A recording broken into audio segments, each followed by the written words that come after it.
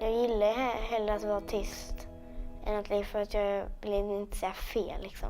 Fel i klassen kan ju vara lite pinsamt. För det är ofta så här killarna som vill höras mest och de ska liksom göra det där och där.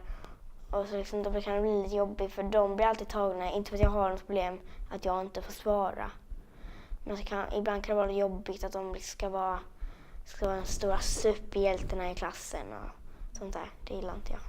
Jag brukar säga till exempel till min lärare att jag inte vill att gruppen, till exempel med i min grupp, att de får göra det utan mig. För jag tycker inte om att göra det. Det är mer att alla liksom stirrar på en och alltså skrattar en person och då börjar fler skratta och det blir jobbigt att stå där och liksom prata. De brukar säga att man måste, men om jag säger att jag verkligen inte vill så måste man inte. Alltså ibland kanske det kan vara lite bra kanske öva på det, men jag tycker inte att läraren ska tvinga en person att göra det man inte vill. Så jag vet inte, för att man liksom ska kunna presentera, liksom kanske inte vara blyg hela sitt liv. Jag vet inte om jag kommer bli som person eller inte när jag är vuxen. Det kan vara så att jag kommer älska när jag är vuxen. Det kan också vara så att jag gillar inte det så jättemycket, men jag kan liksom göra det. För att om jag får ett jobb där jag vill liksom bli statsminister, inte för att jag kommer bli det när jag är så, men alltså då måste man ju prata högt och för alla och sånt där.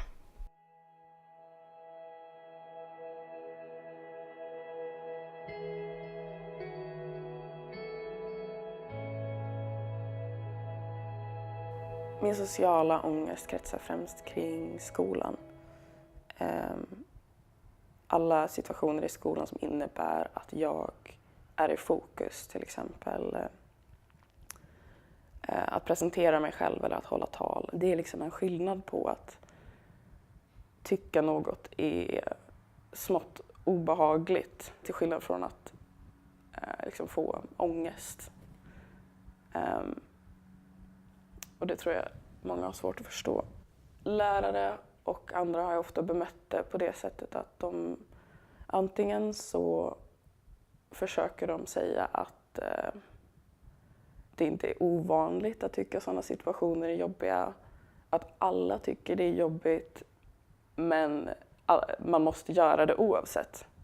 Vilket ofta ger känslan av att bara, okej, men alla tycker det är jobbigt, men alla gör det, men jag gör inte det. Så varför är jag extra svag då? Eller är det något extra fel på mig? Ju trångare mallar på något sätt blir det liksom lättare för unga att få sådana här problem som social fobi till exempel, eller väldigt mycket prestationsångest. Det är ju stressande för att det ligger liksom... Det hamnar så mycket prestation på ens personlighet på något sätt, vilket inte borde vara. Jag minns att jag blev väldigt chockad för att du är van vid att bara göra läxor som innehåller att skriva och rita och lämna in liksom, och det är väldigt enkelt, och sen bara helt plötsligt bara så här, nu ska du hålla ett tal inför din klass och så får du gå upp och ställa dig framför tavlan och det är bara så här, oj shit, nu ska jag hålla ett jätteointressant tal om något som ingen bryr sig om i klassrummet och få dem intresserade av det jag har att säga.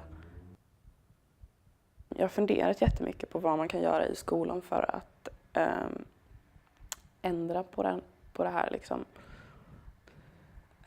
Att man kan då börja med det tidigare kanske på mer på ett mer naturligt sätt. Till exempel att man jobbar mycket, kanske i små grupper och pratar med varandra. Det låter i och för sig som min mardröm när jag var kanske 10 år, men det känns som att på något sätt avdramatisera det.